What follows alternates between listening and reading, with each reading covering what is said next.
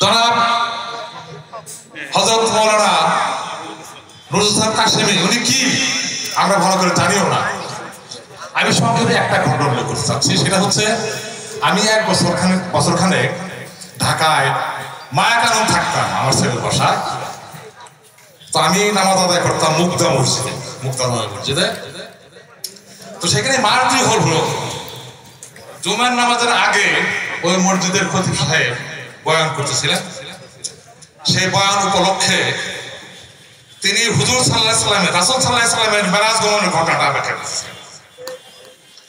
এই ঘটনার ব্যাখ্যা করতে উনি বললেন, রাসূল সাল্লাল্লাহু আলাইহি ওয়াসাল্লাম দ্বিতীয় কিংবা তৃতীয় আসমানে যখন গেছেন, সেইখানে তিনি একটা আসমানি সুগন্ধ পাচ্ছেন, অলৌকিক একটা সৌরভ ওনাকে আচ্ছন্ন করছে। তো উনি জিবরাইল আলাইহিস সালাম জিজ্ঞেস করলেন যে এই গন্ধটা কিসের, এই সুগন্ধটা কিসের? জিবরাইল আলাইহিস সালাম বললেন যে এই সুগন্ধটা পৃথিবীর এক নেক নারীর কবর থেকে আসমান আসতেছে। হুজুর সাল্লাল্লাহু আলাইহি ওয়াসাল্লাম জিজ্ঞেস করলেন যে কে তিনি সেই নেক নারী? জিবরাইল আলাইহিস সালাম বললেন যে তিনি হচ্ছেন ফেরাউনের দাসী বিবি আসিয়া।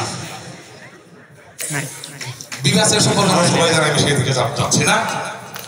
তো খতিব সাহেব এই ঘটনার ব্যাখ্যা করতে করতে তিনি বলছিলেন যে আমাদের পরম শ্রদ্ধেয় হুজুর, আমাদের বাংলাদেশের আলেম কুলের শিরোমণি জনাব নজরুল ইসলাম কাশেমী সাহেব ওই এলাকায় সফর করতে যে সেই সুগন্ধটা আস্বাদন করছেন, তিনি ওই গন্ধটা পাইছেন। আমি তখন স্তব্ধ বিমোহিত যে আমার দেশের এত বড় একটা আলেম, এত বড় একজন বুজুর্গ, যে গন্ধটা মাটির থেকে আসমানে যাচ্ছে, আসমানের সাথে যার সম্পর্ক সংযোগ, সেই গন্ধ যিনি পেয়েছেন তিনি কত বড় বুজুর্গ। এখান থেকে ওনার যে আধ্যাত্মিকতার সুউচ্চ অবস্থান এটা প্রমাণ হয়।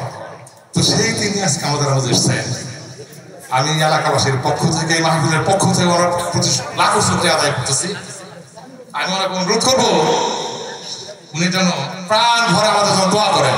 আমার বিশ্বাস ওনার দোয়া আল্লাহ রাব্বুল আলামিন অবশ্যই কবুল করবেন। আমার বক্তব্য দীর্ঘায়িত করবো না। যে বঙ্গী স্টুডেন্টস অ্যাসোসিয়েশন যাদের অন্তরঙ্গতা এবং অক্লান্ত পরিশ্রমে আজকের এই মাহফিল, আমি সেই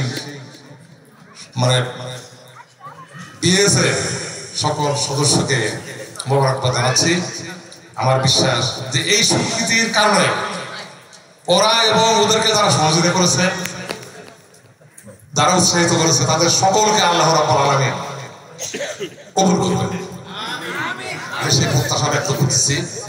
আমি পরমৈকান্তিকতায় প্রত্যাশা ব্যক্ত করছি আল্লাহ রাব্বুল আলামিন যেন এই মাহফিল কবুল করেন এবং সেই সময় আমরা আমার বক্তব্য বাড়াবো না। সকলকে বিরক্ত করার জন্য ক্ষমা চেয়ে সকলের সর্বাঙ্গীন কল্যাণ কামনা করে শেষ করছি।